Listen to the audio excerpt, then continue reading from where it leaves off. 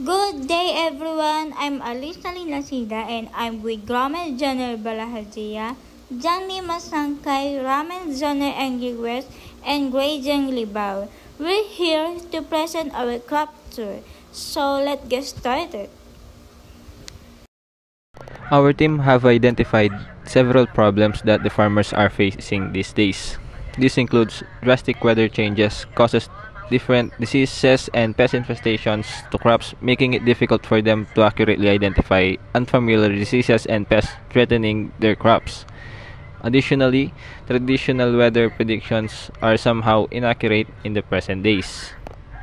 Our team decided to develop an AI application that helps farmers scan their crops to quickly determine if they are healthy or affected by a specific disease or pest. Once identified, the app guides them to the best treatment option to solve the problem. Furthermore, by using live weather data, the system can also notify users on the most suitable and resilient crops to plant given the current conditions. This helps farmers make proactive decisions to safeguard their livelihoods. Explain ko muna kung paano gumagana yung Cropsure. Yung Cropsure ay isang smart app na tumutulong sa mga magsasaka para mabilis malaman ng kalagayan ng kanilang pananim.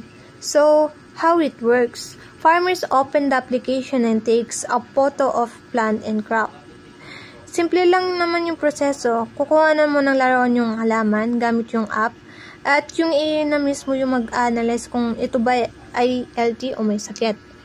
So, next, AI analyze the image and tells whether the crop is healthy or not.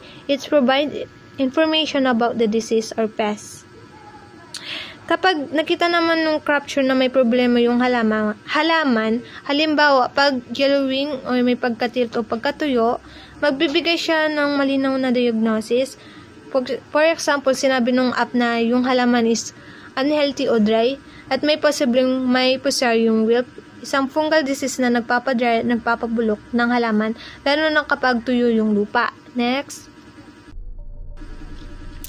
AI provides possible solution to treat crop disease and pest invasion.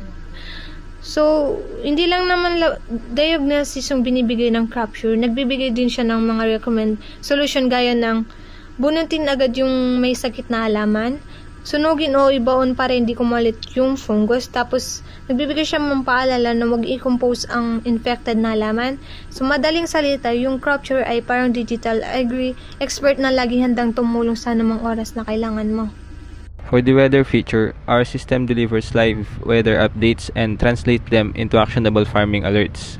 Farmer receives timely warnings about pests, diseases, or extreme weather directly related to their crops, allowing them to make preventive actions. Here are the benefits of our AI app, Cropsure. First, tells the right time to harvest.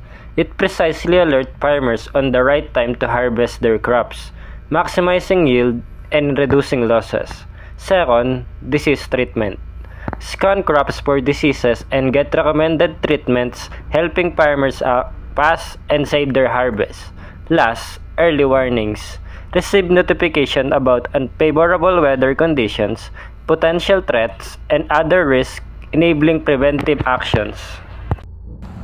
Ang nakikita po naming challenge and limitation sa app po namin is yung lack of tech skills or tech knowledge yung mga traditional farmers po natin, and also yung sa confusing features.